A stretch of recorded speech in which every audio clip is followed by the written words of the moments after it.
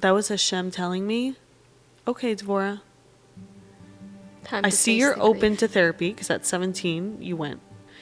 18, 19, you wanted to live your life. That's good. But now you're back home, but you got to deal with this stuff. I had a girl, she was struggling so much. She had my second name, Leah. I felt so connected to her. She would do exactly what I would do. She would go on the floor and kick and scream. It was stuck in her body.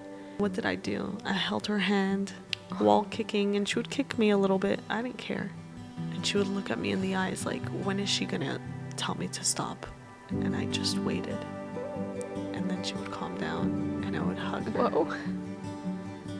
And I would hug her, and I was like, I'm hugging my little me. Welcome back, everyone, to Day in My Jewish Life Unplugged. I just want to say how honored and humbled I am at how well these podcasts have been received. You don't understand how much the feedback means to me and how I read every single message. On that note, if you would like to be a large part of an episode by sponsoring an episode in the name of someone you love, an anniversary of somebody's passing, thank God these episodes reach many, many people and touch the hearts of so many individuals. So if you are interested, please reach out at info.dayinmyjewishlife@gmail.com. Feel free to send an email and we will get back to you shortly. Moving right along to this episode where I sit down with Devorah Kaltman, who at the tender age of 3 years old lost her father. She is the youngest child of 8.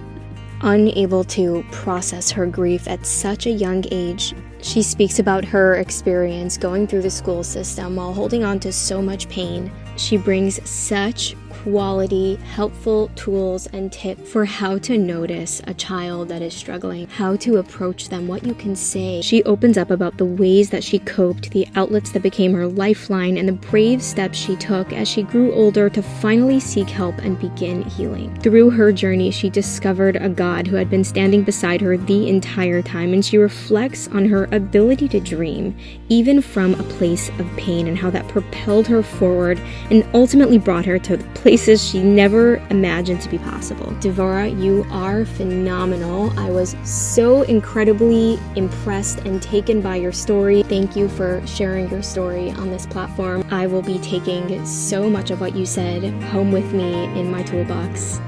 I know many, many more people will do the exact same.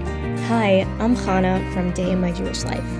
I grew up as the youngest of 8, surrounded by larger-than-life personalities, and in all of the noise, I often held my own voice back. But being the youngest also gave me a gift, the ability to listen and to take it all in. That shaped me into the person that I have become. Eventually, I was given the privilege of opening up my own Instagram platform, a space that pushed me to share my voice. I cannot even begin to tell you the countless ways that changed me as a person. And that's why I created this podcast, Day in My Jewish Life Unplugged. Here, we amplify voices that don't always get you. You're going to hear stories that are real, unpolished, and full of beautiful meaning. And my hope is that by listening, you're going to discover something that speaks to your journey. So join me here. The voices are heard, stories are honored, and every conversation has the power to leave you changed. Hello, Devorah. Hi, Hannah. Welcome. Thank you. Are you kidding me? Thank you. I'm really, really excited to have this conversation with you. And what's interesting is that when I met you at first, we obviously weren't close right away, but I knew that you had a story just from like the look in your eyes, the way you carry yourself, little nuances that I noticed. Like I noticed that this girl is cool. Wow, thank you. Yeah. And let's start from the beginning. Like, what's your name? Where are you from? Where did you grow up? Okay, so my name is Devorah Leah. I'm starting to lean into the Leah, actually. Grew up in Montreal, Canada. very thankful for that. I'm very thankful I'm out of there. But I loved growing up there for many different reasons. I'm the youngest of 8. 5 brothers. We're 3 girls. And we spoke French at home. I would say that got in the way of a lot of things in my life. Not having a strong English, not having an amazing French. It's like, what language do I actually speak? And the French comes from the government, right? Like, My parents. Really? My parents are French. okay, I didn't know that. Yeah. Usually families in Montreal speak French because, like, the schools and they have Yes, to. but they speak French just at school. This was like French at home, got French it. with family, my extended family. Till this day, I speak French with my mom. Wow. And Frenglish with my siblings, and it's the best thing ever. Because you really express yourself fully with the English and the French and the nice mix. Yeah. They're like, you think you remember, it's your imagination, or maybe someone told you of that memory. I remember it vividly. So my father got sick. He was complaining for about 2 years before he got like sick.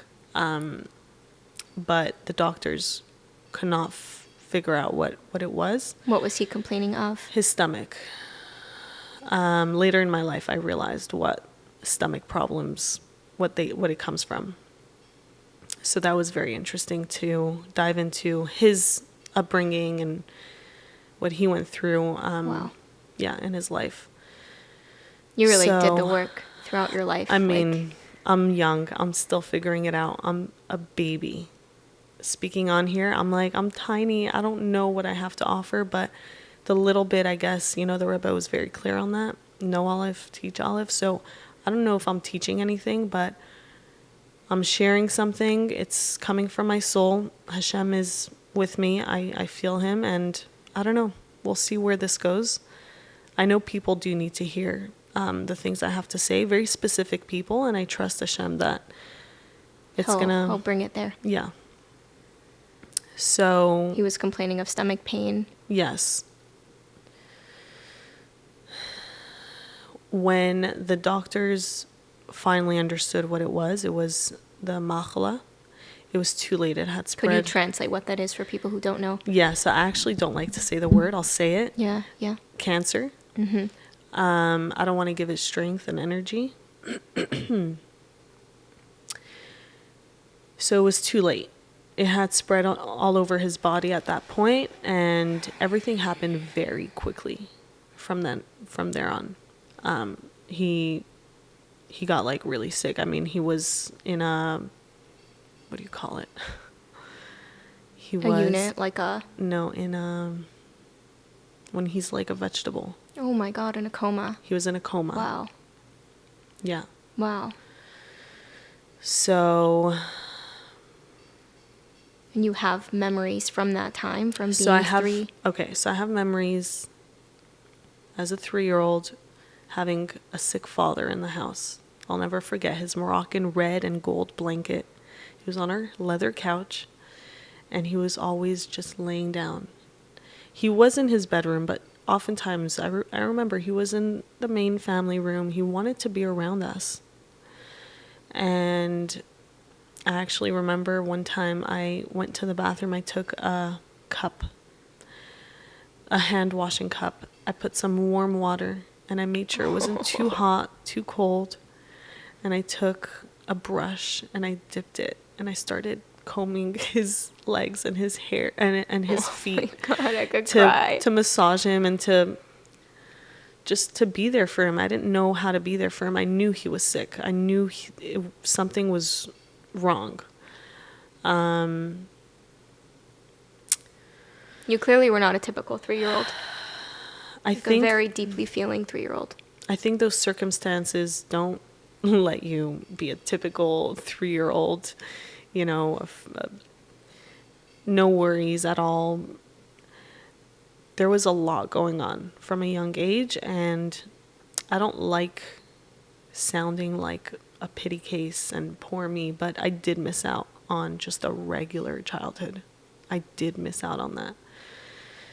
And I never really like sat with that until I became a mother and my son became a toddler, and I was like, whoa, Wow. this is his childhood. This is what a childhood looks like. Wow. Those are some early memories that you remember vividly. That's pretty crazy. And clearly those had an impact on you then and now. Like, it stands out. Oh, yeah. And it's like here to teach you something. And I mean, just hearing you say that, like the amount of emotion that I felt on behalf of you, like just picturing that 3-year-old, like, wow, wow, wow. Because that one story comes with a lot of layers, you know, it's not a story on its own. It's what your life was like back then that you felt. All I knew. Yeah. I thought that was life. You have a sick parent. Actually growing up, going to people's homes where there are 2 healthy parents, well, you know, home and well, it would trigger me in a good way. I would think like, wait, Devorah, what you come from is not regular. Like, don't settle for that kind of life. Don't settle for mediocre or for lack of, or no. Build You yourself have up. a bright future. You're not going to have that. Whoa. And I know Hashem, for whatever reason, Hashem has his ways and his reasons.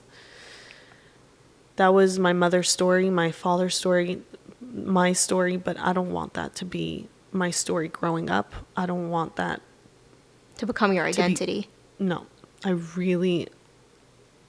It's good to look at it in the eye. Wow. To look at your past and everything you've been through. Look at it in the eye. Spend time with it. But also dream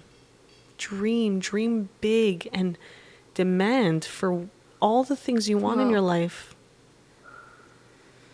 Whew. I feel like we are so afraid of enjoying life. I speak to someone very often, and she's always embarrassed that she's making herself big breakfasts. She's like, no, I do that for my kids. For me, it's rush. Mm-hmm. And I'm like, no, you Like could enjoy. rush feels good. That's what it's supposed to be. Yeah, like who am I to make myself a nice feast? Uh-huh. And I see that all the time. Whether they're married or not, mother, single, you're allowed to enjoy the little things. Hashem wants that for you. Can you have that? Can you want that for yourself? Dream big. I love that. So since a kid, I've been dreaming big. How, though? Like, okay, could you move us a little bit yes, through your story? You're 3, your father's sick. He's mostly in his room, sometimes out there with you guys. You're trying to nurture your parents.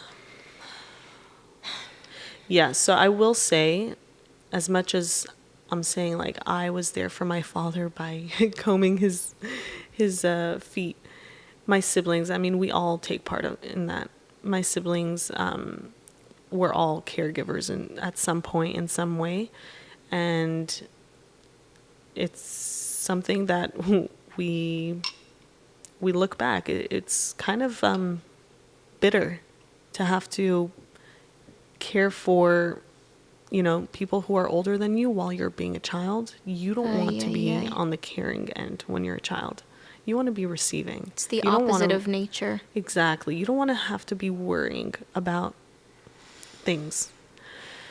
It takes up space, and then it blocks all the things a child should be doing.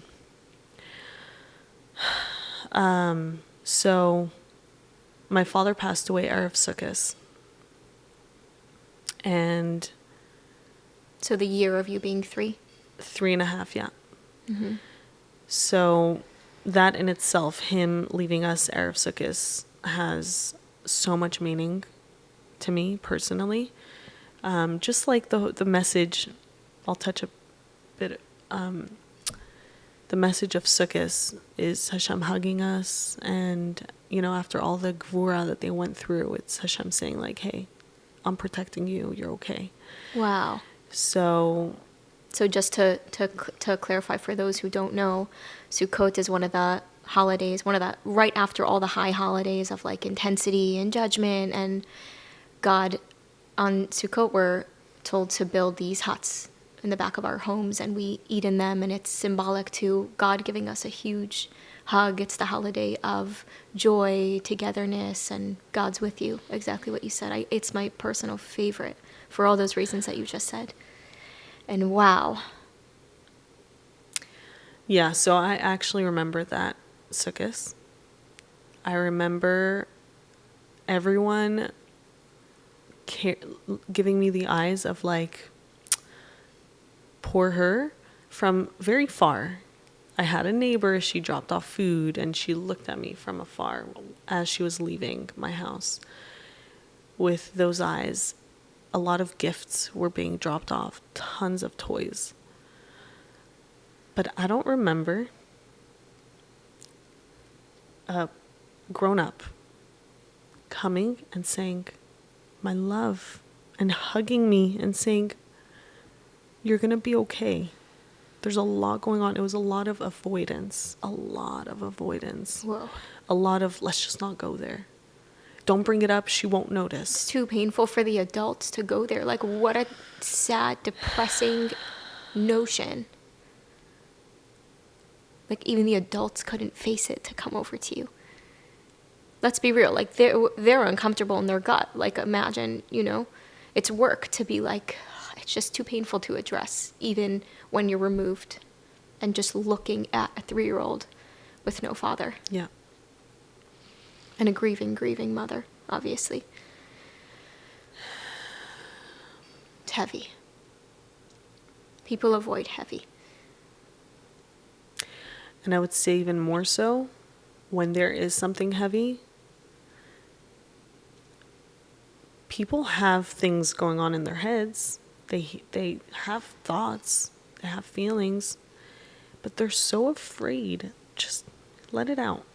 Say something to yourself. I feel like we hold in and we hold on when there's something going on, but there is a space, there is safety sharing, and I think a lot of times the person could receive it and they want to. They want to hear. Yes. So when you just lost your mother, you remember the gifts, you remember all those things, but something you think objectively you could have benefited from was just a little bit of reality, like comfort. Head on. I would say comfort. A hug. Yeah. Do you remember any siblings? I mean, your siblings were so young, and it also wasn't the language back then. No. No, it was not at all. Shut it down, avoid. But did you get that from anybody? Do you have any memories? So not on that day, but of course, my siblings, my mother, in their own ways, my sisters, I would say, my sisters in such big ways. I mean, I thank them all the time. I'm so thankful to have them in my life, really. They were really there for me. They gave me a lot of comfort. My memories of having play dates and having food packed up for me for school, for lunch, it was my sisters. So I'm thankful for that. Very, very thankful. Well. And I don't know who was there for them. That's the truth. So I definitely had someone look after me. I had them look after me. I don't know who was looking out for them.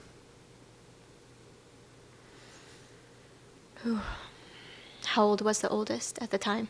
I believe she was 15 or 16. Oh, no. Yeah, it's a really rough age. And then my other sister was 12 or 11.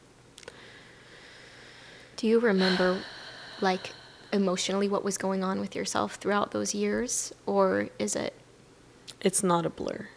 Mm-hmm. It's definitely not a blur.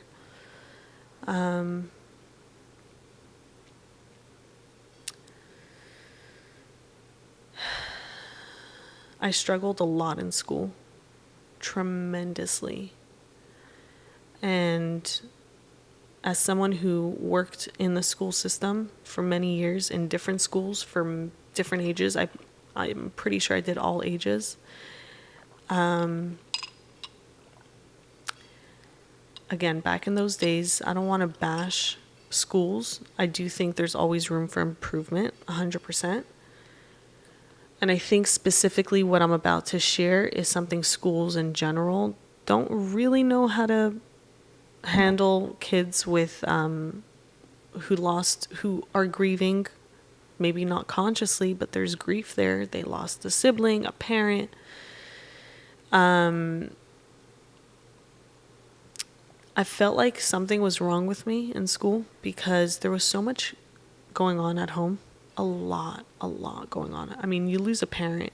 It doesn't end there. I think that's where it starts. That's where all the chaos and the trauma really starts. And that's when people become used to it. Like, yeah, that was 3, 5, 10 years ago. Yeah, they lost their father. It's been a couple years. We move on with our life.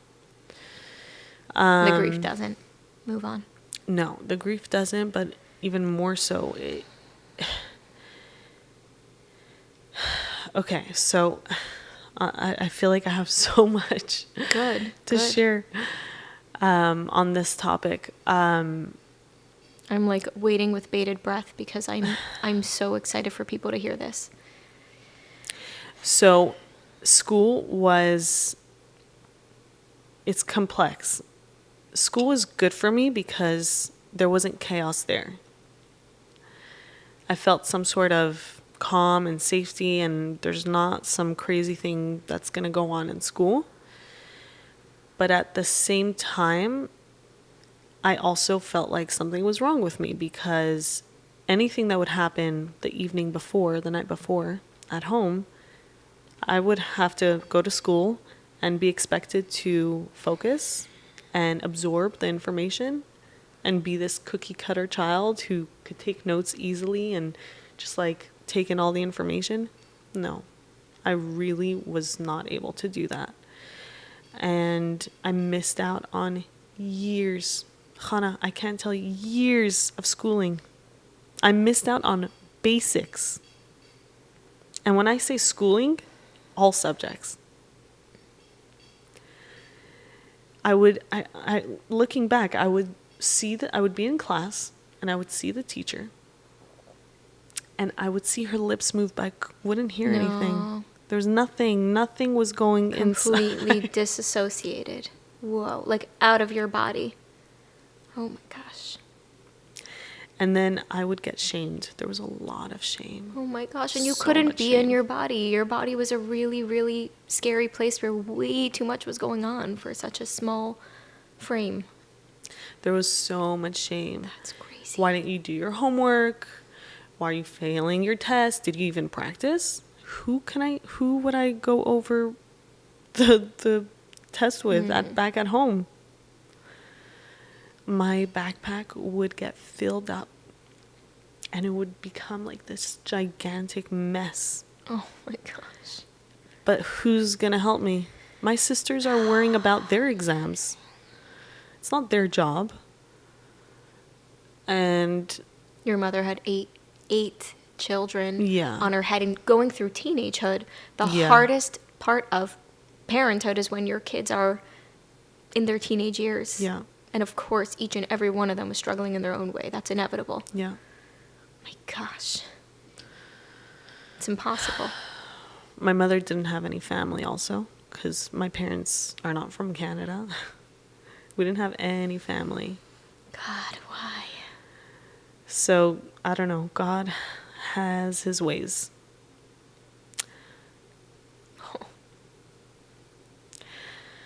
So back to school. Where were the adults? I don't understand that. Okay. Even back then. I'm sorry. I don't know what school this is, and I'm not here to like, but what do you think was going on? Okay. I'm trying to like. Obviously, they knew I lost my father. They didn't know how to deal with it. I'll tell you that straight up. They did not know how to deal with it. I don't think they had a conversation between the principals and the teachers. It wasn't a thing, and I think that it should be. For any child that the school knows they're going through something, and not just losing a parent, anything, you need to literally sit with the teacher, the principals and the teachers, talk about it. And I think that the schools are very big. The classrooms are very big. It's overwhelming. We can't cater to all. So I don't have the answers, but what I do know is that teachers really need to realize that they're not just coming to teach and leave. They are absolutely not. And I'm speaking as a Mora. I was a teacher. I taught high school girls. I did preschool. I did elementary. I literally did all ages. And I saw what my purpose and what my job was in that classroom. I need to give eye contact to every single student, whether it's 20 girls in the class, 12 girls, I don't care. You need to know what you're signing up for as a teacher. Well, there's high expectations. You don't just show up. You're not just getting paid and checking out, you know? So this is this is where it gets. So I'm in class. I get shamed for not following. Not being I don't regular. know what's flying. So then I'm told I have to get extra classes, extra lessons in a resource room. That's what they call it. So you think you're special needs, like you have to go to a resource room, and it's like very like weird. It's kind of weird. It doesn't uplift you. You literally feel like you're the weird one. And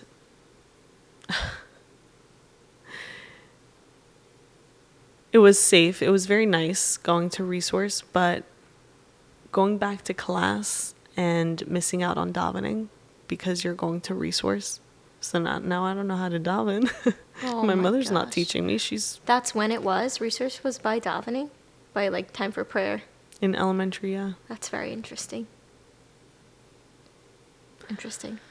So I would say it was the shaming and the lack of attention in like, okay, she needs more love and just like a hug or just warmth, a warm energy, and like move aside with just like all the academics. Like first allow her to feel safe and to feel like this is a place where you're loved, you know? Because in reality, you were out of your body because you were didn't feel safe in your body. And imagine if you felt safe in your environment, like how that could lead you back to your body in a supported atmosphere. Yeah.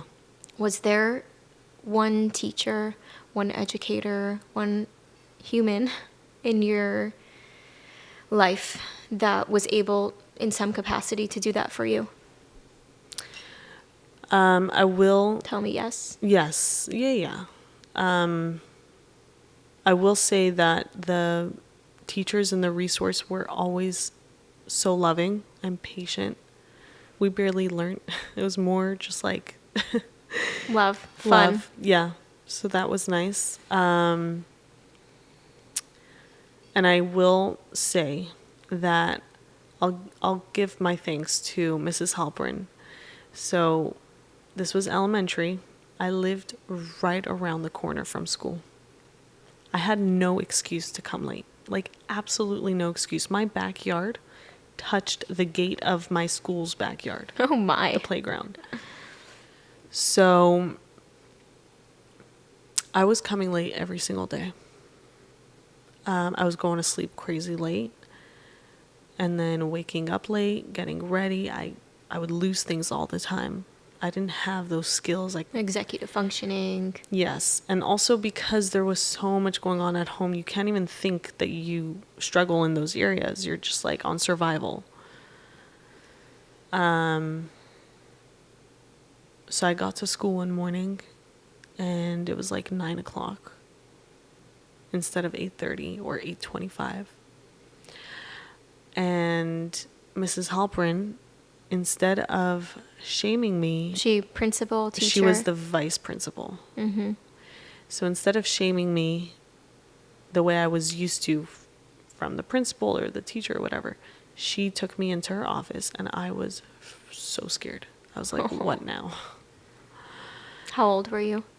I was in 5th grade. Little baby. She took me into her office and she said, Devorah, do you know what a schedule is? I said, yes, I think. She said, okay, I'm going to write a schedule for you. Oh. She took a pen and paper and she asked me about my schedule back at home and what time, what do I need to do in order to get ready. And she wrote down a whole schedule, very clear. I actually remember what it looked like.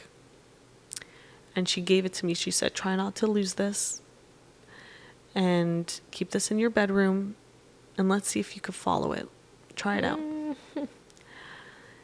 And literally from that day, it was so empowering. She gave me a tool. Now I could work with it. I didn't know that this was a thing. Time management. So. Wow. And how long did that take her? Probably max 15 minutes? 20? I would say less. Way less. It was like a 10, 12-minute thing. And you remember every single detail till this day? Yeah. Wow. Now that's a message. I think teachers get overwhelmed thinking, this child is such a mess. There's so much she needs to learn, or there's so much to tackle.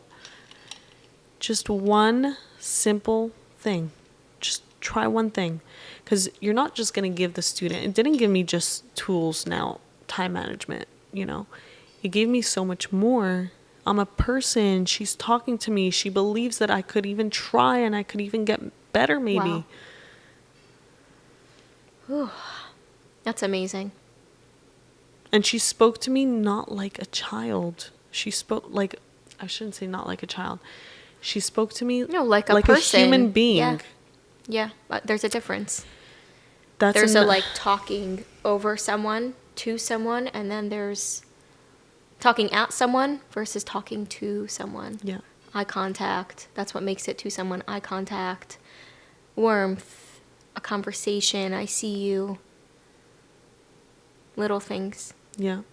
A touch on the shoulder. That's it. And then bam, you just transform that conversation. Oh, my goodness. If only this happened in 2020, 2021, 2022.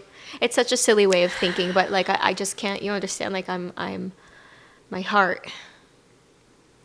Was it like that throughout elementary school, or was your 7th, 8th grade high school different, or was it just kind of the same trajectory of Devorah is a little out for lunch and it's frustrating to deal with the student. Hopefully she'll just graduate. Yeah, definitely felt that way throughout school. Mm-hmm. High school was a little better because then I started learning real social skills in the sense of making friends. In elementary, I just struggled at everything. Everything was hard. Oh, no. Everything was a problem. I couldn't figure out my identity as a kid. I didn't know, how do people want to be my friend? But I go to resource. I'm weird. I'm stupid. High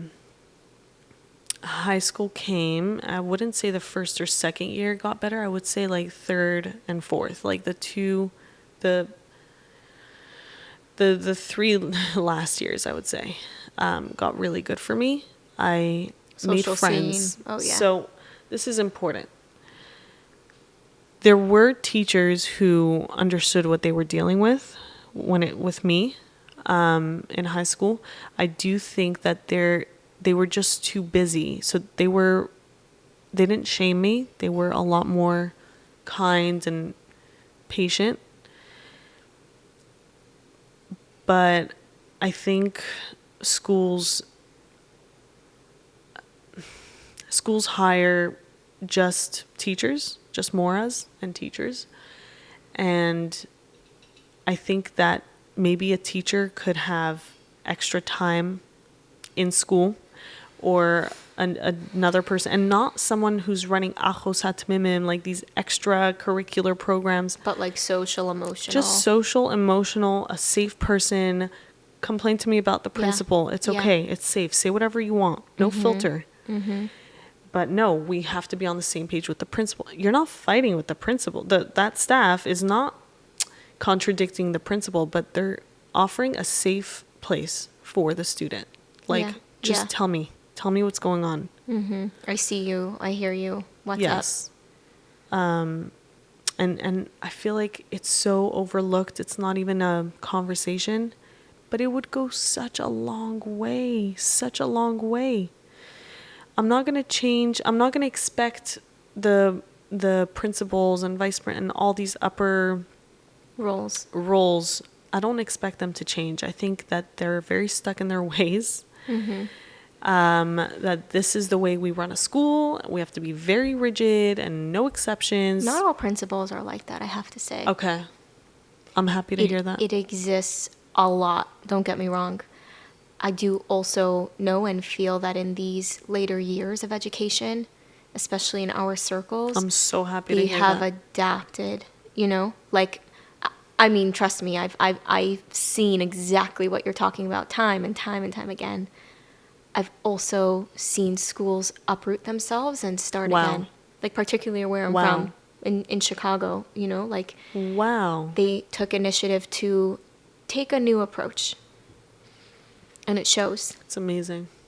Really, kol hakavod, like beautiful, beautiful job to them. And may we continue. And through hearing stories like this and through hearing just what a person in pain, a child in pain could have benefited from, like time and time again, it's the same thing. Just notice me, look at me in the eye, touch me on this shoulder, sit down, make a little schedule for me, like just see me, because you're not going to change my life. You're not going to change my background.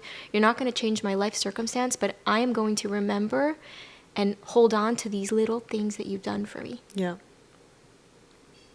And it might just change the trajectory of my life. For real. Really. Those little touches, those little icons, like just take me on in some way. And if there isn't someone with that role or with that personality, like maybe hire one person. That's the messaging that's screaming at me from your story and from what you've said. So huge. I do want to add to my vice principal at the time, who helped me with the schedule.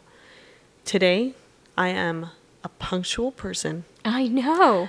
I am very good with time management, and even more so, that empowered me to believe if I could get better at this, then me losing my things all the time, I could get better at that too. And I'll give it a try, and I'll think of different ways on how to. It also taught me to be gentle with myself. There was someone showing me, like, you struggle with it, it's okay. Hold my hand, we'll figure it out. So then she showed me how to be gentle with myself, and then I could be gentle with me messing up on this and on that. We're talking about 10 minutes of her time. Yeah.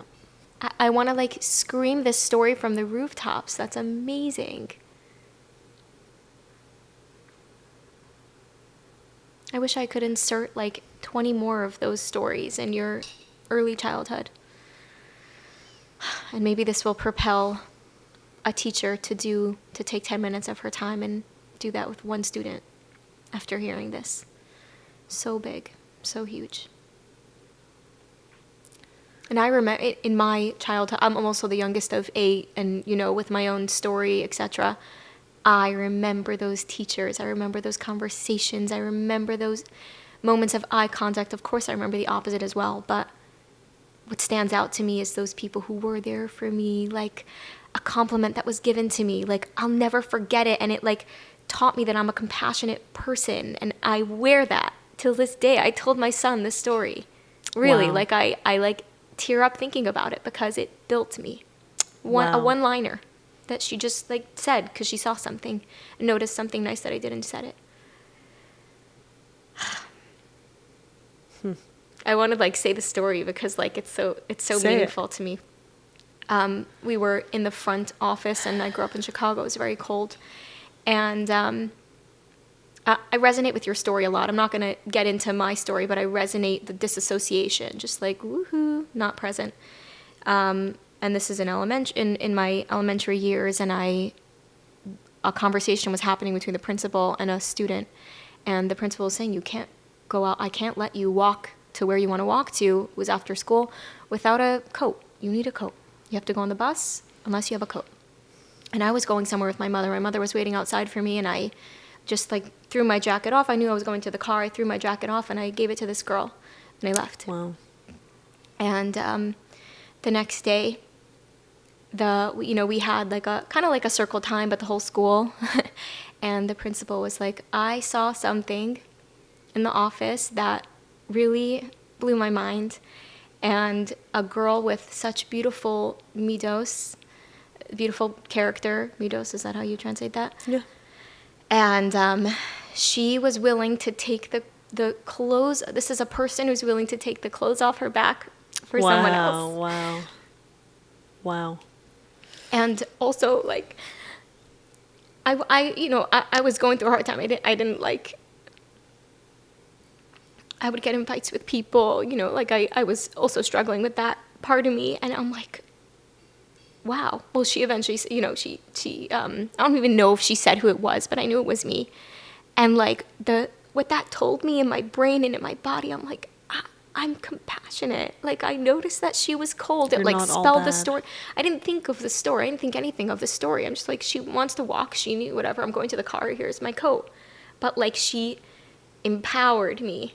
It was one line. It took 2 minutes of her time, and I will never, ever, ever forget what that did for me. And I'll say her name, Mrs. Pearlstein from Chicago, my elementary principal.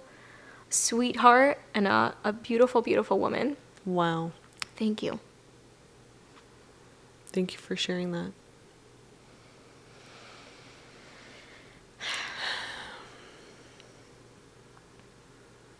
It has to be said.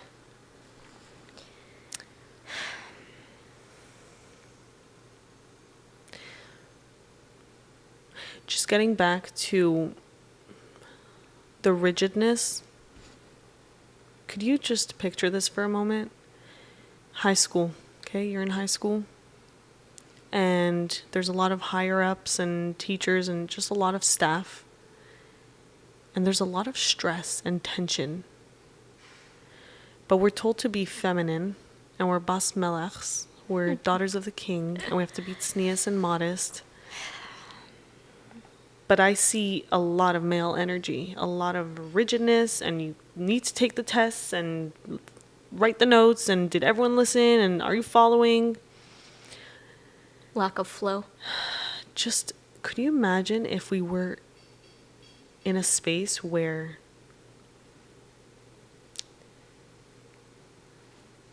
we just are?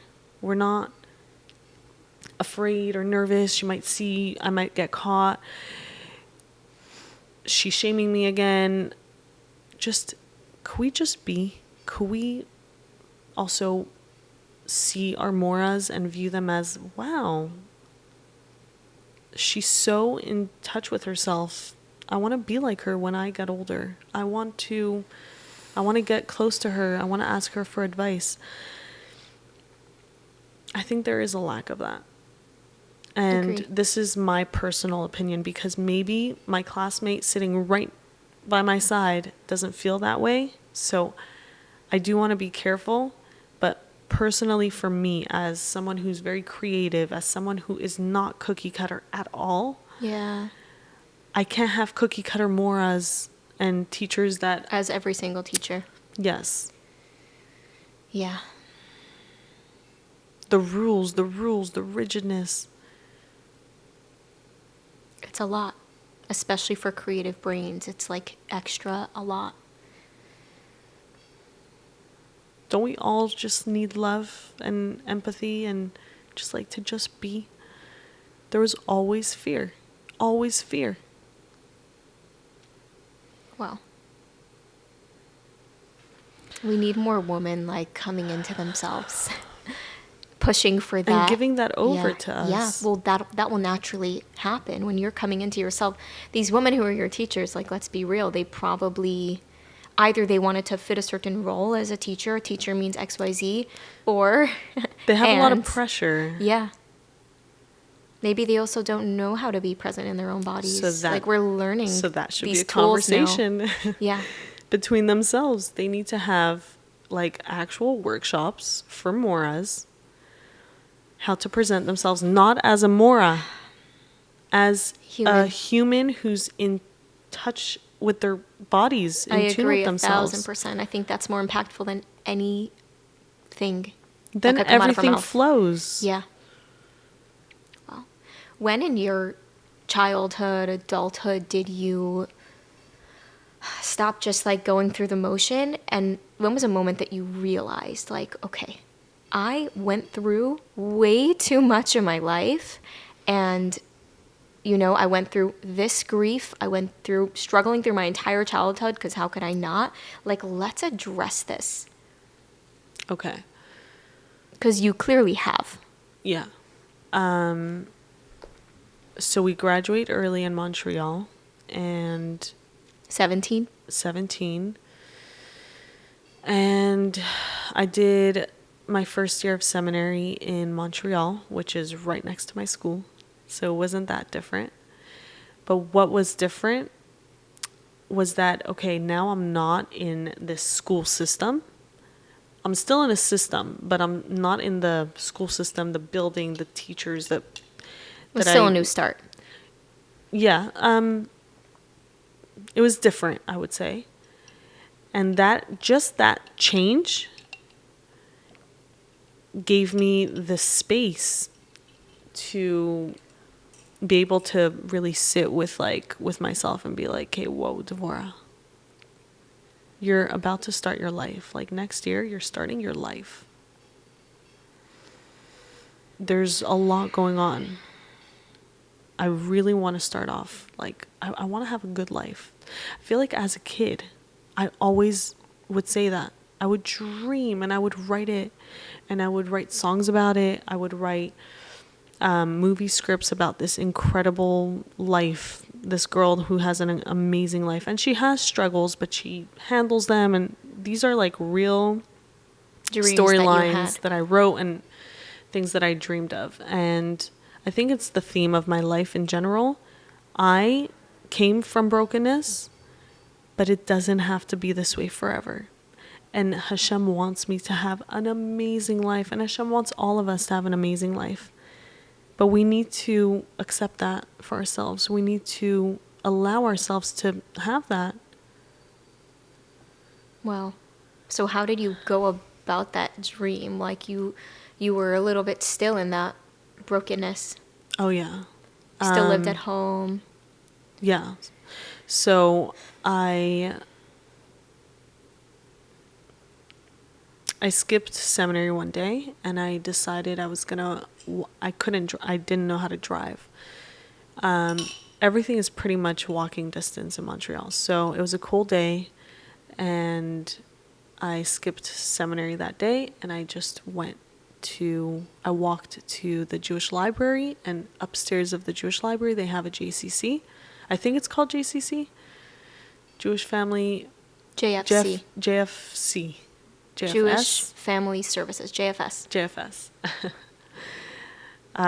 So I walked in, and I had no idea what I was doing. I mean, I had a goal, and I was hoping for something very specific to work out for me, but I didn't really know if this was the way. So I get into the elevator, and I asked the woman at the front desk, I say, hey, I would like to do therapy. I don't have the money for it. No way. Can you help me out? And very quickly, she connected me with a therapist, a female therapist, and that was my first time doing proper therapy. What a motivated 18-year-old girl. On your own, no parental support. You just walked into that office. My mother wasn't against it. I just didn't tell her. I did therapy as a kid, but do you know what that therapy looked like? What? Here's a new toy, and now we're gonna listen to your mother. Oh, joy. So I would just Wait, play with what? toys You on the came floor. with your... It was like family therapy. I don't know. It wasn't for you. You were just there, Basically. ultimately. Wow. So she connected you with your first, let's be real, your first therapist. Yeah. So that was an experience of its own. I don't want to get into that, but she made me realize that I'm not crazy and that there's nothing wrong with me. Which I'm sure you didn't believe That for the I'm longest okay time. with who I am. I'm okay. I'm not a bad person. There's nothing wrong with me. I'm lacking tools, maybe. I am reacting because of my circumstances in my life. I'm reacting in certain ways I'm reacting in ways that I saw. I would see reactions growing up, and I thought this was the way you react to people or to situations. I was lacking major tools on how to handle life and process big things. But she made me realize that I'm okay. I'll learn the tools. That's fine. You're not broken. There's nothing wrong with you. So that was a very big message. Like, oh, okay. Because I've been told all my life that, like, I'm horrible, I'm bad, whatever it may be. There were a lot of voices from others, which then became my inner voices. That made me think of myself a certain way. And I would say that therapist really helped me get out of that. Wow. It's hard to unhear I that. have to like shed those. Wow. Well, they become like you wear them. Yeah. Shed them. Like you literally wear them. And you had been walking throughout your life wearing them. So you thought you were. Thankfully, thank God, Hashem gave me talents and a lot of outlets. A lot. And for those who think they have no outlets or no talents, you just need to spend a lot of alone time. Just What did you spend do? time alone. So I'm just going to take a minute with the spend alone time. I was lucky enough to find myself very often, because I was the youngest, I guess. I didn't have little siblings in my way. I would find myself just alone with my thoughts. But that could easily turn into a toxic thing, like she's alone too much, she's in her head. For me, it was I'm dreaming. I was dreaming of things that I would do someday, things that I want to do. I'm a huge explorer. I love doing new things, love trying new things. I'm not afraid. Like, I really want that in my life. And I think that just like sitting alone with myself, first of all, taught me tremendous things. How fun I am. Just me. Just I am I'm a fun. vibe. I don't need to be with friends to be fun, to see Whoa. myself in that light. At that age, who really has that? Right. And then you hear your thoughts, you're able to process things, and you're able to dream. I really want, like, all the girls to dream and to not think that it's just a dream. Like, really, it could really, really happen in your life. These dreams could be a reality. And I'm living it. I really am living it. So I know this is true. Wow.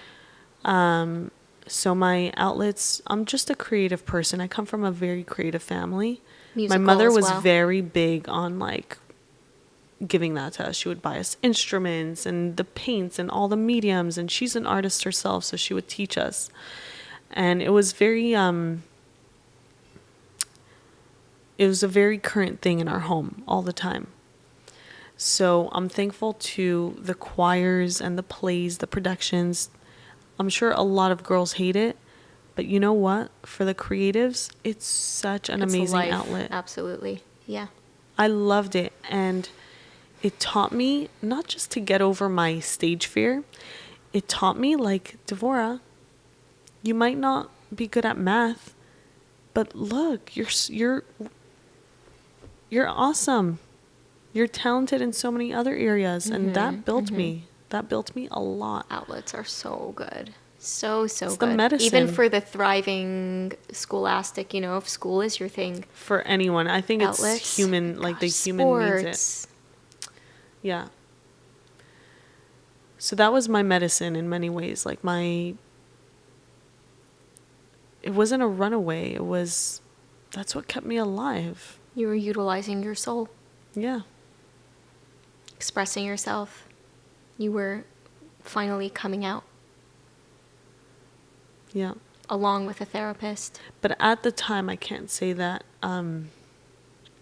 that was clear for me. Only now I'm like, it really boosted my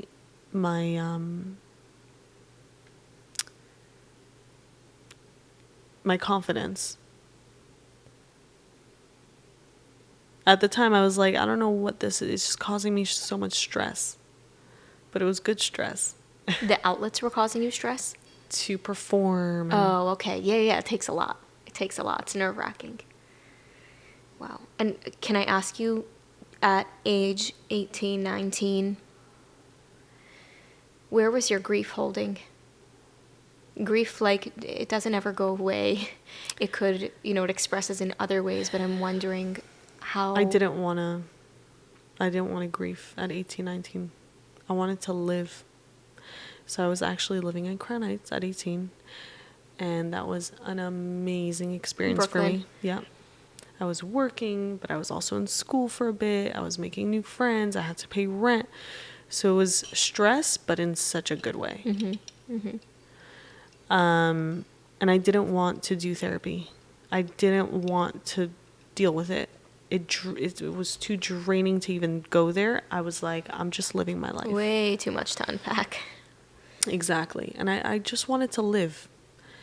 And then I went to California, and that was also amazing. And like for a year? I was too distracted to think of, for a whole year. I was too distracted having fun, and it was good. It was a good distraction. I didn't want to go there. Then I moved back home. Oh. And I thought I was for sure never going to move back home. I'm on my own. I'm independent. That's it until I get married. But Hashem knew what I needed. And I moved back home for 2 years. That was crazy, like a crazy journey on its own, because when I moved back, I was like, what am I going to do? I don't have a degree. I'm not going to college. So I was doing personal shopping, and that was really fun. And I was really expressing myself in the fashion field. And then I was also being a Mora. I was teaching in Beis Rivka in my school. But where was I teaching and for who? Hashem, it's almost as if I like zoom out and I see Hashem like taking me and like, those games? Placing me. Yeah. Where did he place me? He placed me in my 3-year-old classroom. Oh, my God. Was it the same classroom? Same classroom. Wow.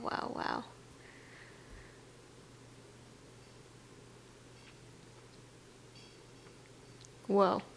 Did you choose that? I didn't choose that, no. They needed a teacher. I said, okay. I needed a job. And I loved being a Mora. And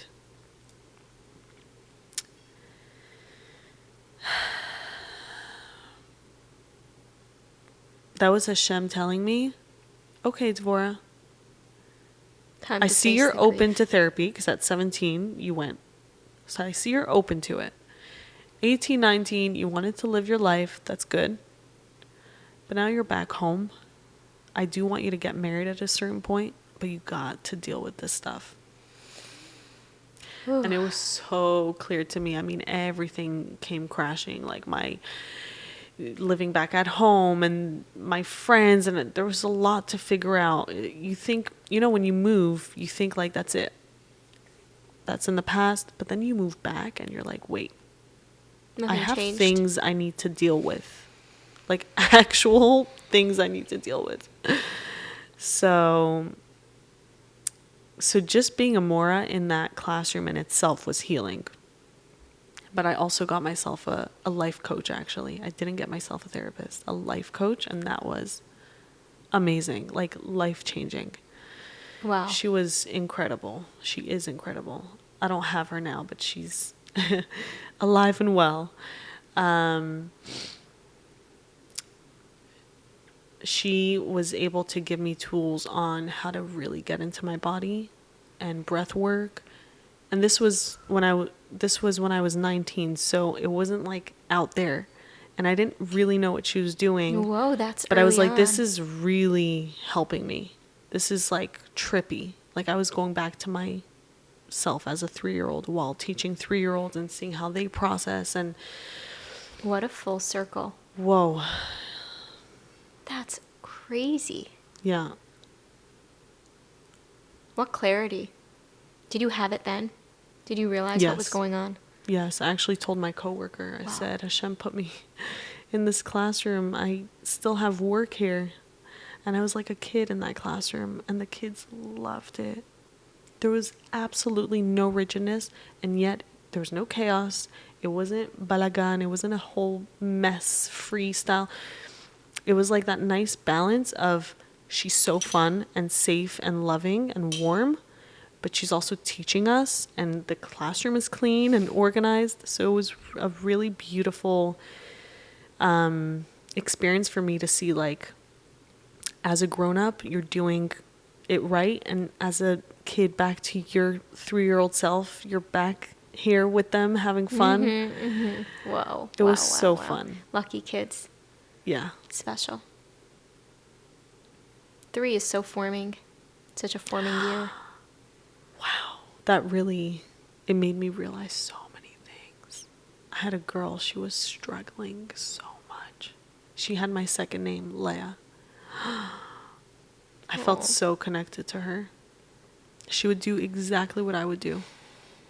She would go on the floor and kick and scream. It was stuck in her body. She probably felt safe in school. And so she was letting it out in school. And what did I do? I held her hand, wall kicking, and she would kick me a little bit. I didn't care. And she would look at me in the eyes like, when is she going to tell me to stop? And I just waited. And then she would calm down, and I would hug her. Whoa. And I would hug her, and I was like, I'm hugging my little me. Like, it was all... Oh my gosh. Hashem gifted her. Really, really gifted her with you. Me. Yeah, and vice versa. Two-way teacher. Yeah, children really, they teach us so much. My kids, the triggers. But I take those triggers and I'm like, they're teaching me something. What are you saying? What are you telling me? You have to have a lot of humility as a parent, like a lot. You have to show up sturdy to your children, but they see very clearly. They're black and white. And it's such an opportunity. I feel so lucky to have that. Whoa. Not everyone sees it like that because it's so hard. I think they should. Their life is going to change. The relationship with themselves, with their children, everything changes. It's a blessing. It's such a blessing. My son teaches me so much. I'm like, whoa, I don't know anything. Wow. the people who have been through things, I see this time and time and time again, are the coolest flipping people. Like, they are the teachers in the world. Like, they are the ones who are going to reshape what they've been through. They are the ones who are going to go back in that classroom and change that 3-year-old's life. They are the ones who are screaming from the rooftops in their own way, whether on a public platform or in their day-to-day existence, in their own homes, which will propel. Like, these people are so cool.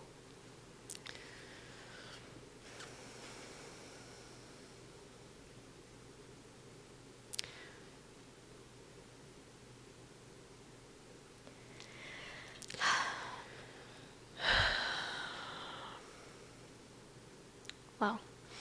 When I graduated, I still need to see clarity with this, because when I graduated out of high school, I was in touch with a lot of the younger high schoolers.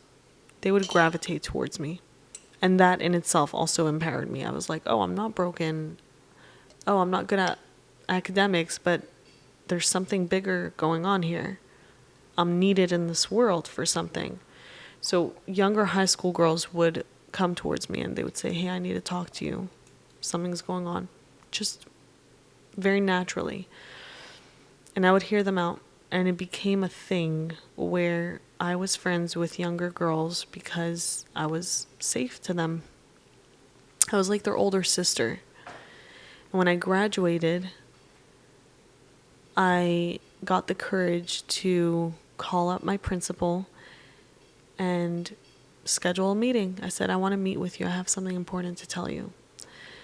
And I was such an idealist. I still am, but in that moment, my 17-year-old self, I walked into her office and I said, listen, you have students you don't know, and I'm not going to give you names, but they are struggling like in a scary way. Like, really scary way. I know things you don't know.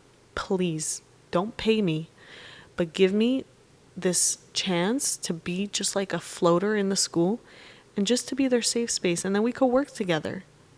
Wow. And I had so much hope. That's so sweet. I had so much hope that she would be like, yeah, we'll take you on. And she looked at me like, you're so cute, but no thank you. And I don't know what the answer is for school. For girls, I think everyone could gain from someone, like a safe person in school. I just wish there was some sort of system that the girls had someone, like, for real, someone who's really, like, did the work. There needs to be the right person. Yeah. Not just a school therapist, but like a real human being as a school therapist. So that's my hope. I don't know. I pray for high school girls to just, I don't know, find a person, find someone to speak to for them to not feel alone. There's so many lonely people, and school could really save that before they go into the big world. It could give them that that notion of like, no, you're actually not alone. And if you feel alone, you have people to reach out to. So during that year, 2 years, home in Montreal, like, what was your process? What were your steps? You said you had a life coach. You were back in your 3-year-old classroom. You did a ton of work there in many ways. Mm-hmm. By the end of those 2 years, what did you have? No. At the end of your second year? Yeah.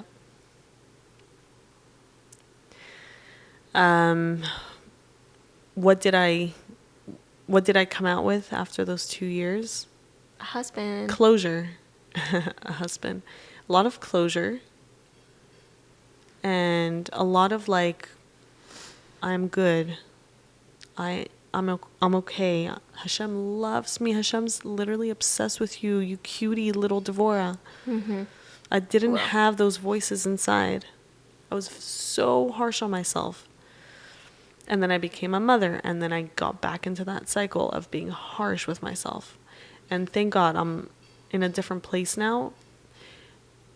But like, as much as we figure things out, you know, at some point in our life, It uproots again. it could, yes. Sure. And just to be open to do the work and to dive deeper. And it also makes life so much easier. It's less heavy. Like, why is being vulnerable such a thing? It sucks that it's such a big deal to be vulnerable. Can we all be humans? Look at each other in the eye.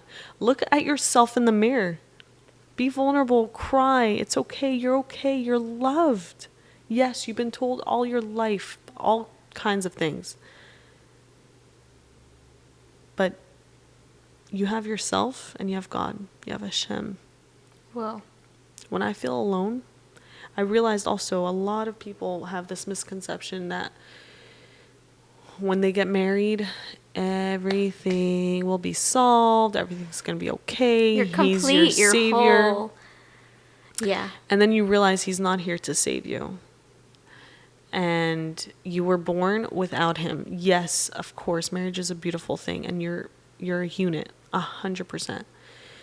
But there is the aspect of you also are your own person, and you need to know that you're standing on 2 feet, that you have yourself, and if you feel like you can't do it on your own, you're not. Hashem is here. Hashem is inside of you. You don't feel him inside of you? Open your palms. Stop clenching. Yeah. Open your palms. Breathe him in. You just breathed God inside of you. That's it. You're a godly person. You're good. Whoa. Presence. Like presence in oneself. My therapist asked me, where do you think you get that inner strength from? Because I was telling her how, my outlets really made me who I am, like in many ways. Like I am very sturdy in many, many ways and very confident in many ways. And I give a lot of things to my outlets, my talents. It like really boosted me. And she was like, where do you get this from? Honestly, I don't know, but I didn't have an answer for her. I don't think I still do.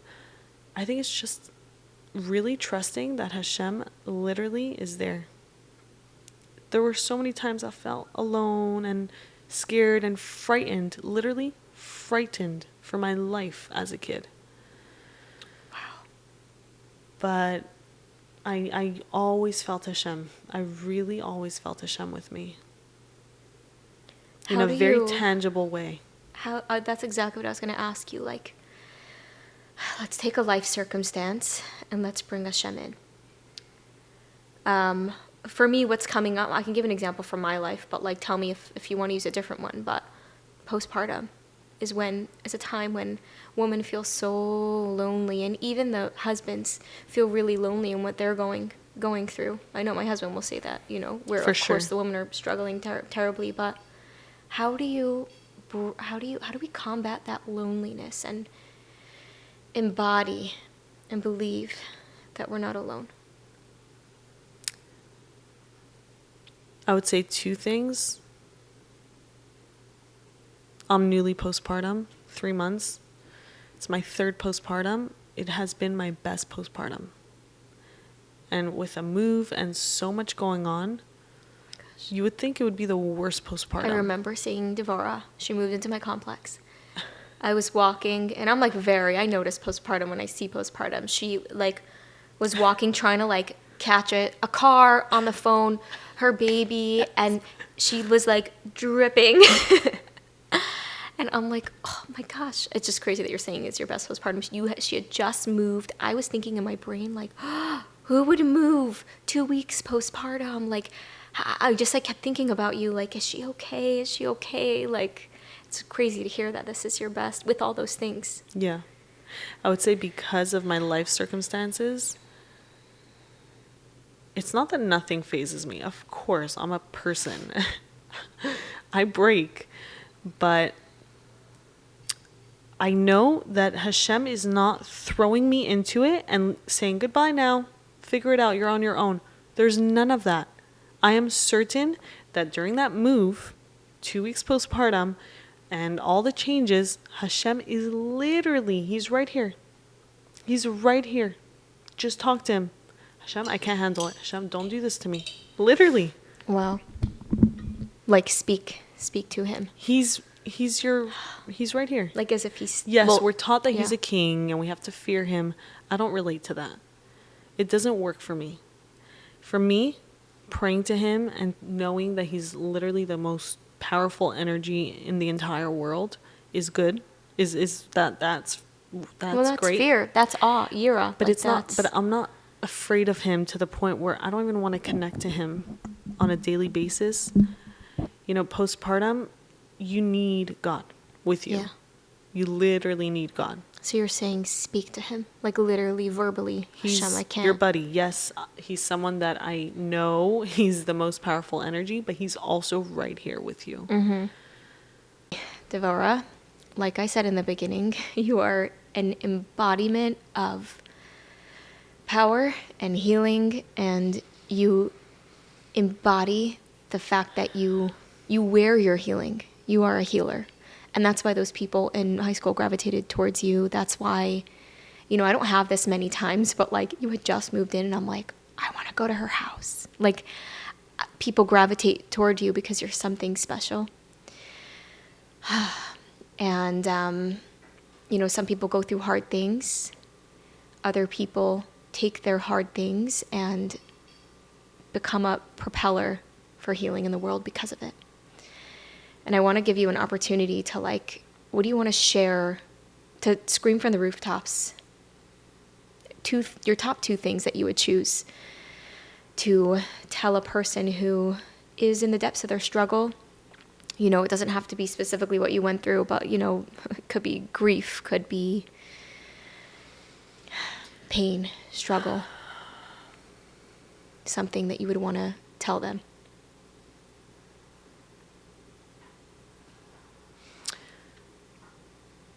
I'm going to switch your question. So I'm going to switch it around a little bit. I'll touch upon that. I think as someone who had loss in her life and a lot of grief and all of that stuff, people don't know how to react or how to approach other people who are going through a hard time. And my biggest thing is, don't say, I'm sorry you're going through this. I know it's a very American thing and people don't even think twice. Don't apologize. You did nothing. Go up to them, give them a hug, and say, I'm here. It sucks what you're going through. This really sucks. I can't believe God did this. Just sit with them in their pain. Mm. And as if you opposed can't to hug like them, this is like, you. I'm so sorry. You know, my I called her sister. My friend, she's like a sister to me. She lost her brother last year, 2 years ago. And it was, they were my neighbors. I knew him. Like, it was the most shocking and devastating news. And I reached out to her right away. And I was like, hello, what in the world just happened? Sitting with her in her grief. All her thoughts, just I'm speaking for her. And I'm saying them out loud. Mm-hmm. This is not normal. This is crazy. Are you okay? And she's like, Devorah, no one reached out. I think they're like a little bit nervous. Just tell them I need it. Oh my gosh. And I told all my friends, I said, she's like a sister to us. We grew up with her. Don't be afraid of, you're Hard not things. sure what word Yeah. to say, what's going to trigger her. Just reach out. empathy. Just sit with her in the pain. 1000%. So I would say that's a huge one that people naturally, they're so afraid of saying the wrong thing. You can't say the wrong thing if you're sitting with them in the pain. You're there with them. And I feel like it's so typical. Yes, you're not alone 100%. I don't really want to sit on that. I feel like it's just a repetitive thing. I will say, reach out. If you're going through a hard time, don't stay in your room and just not reach out and scroll on Instagram and cry and feel alone. I promise you, Hashem will find the person.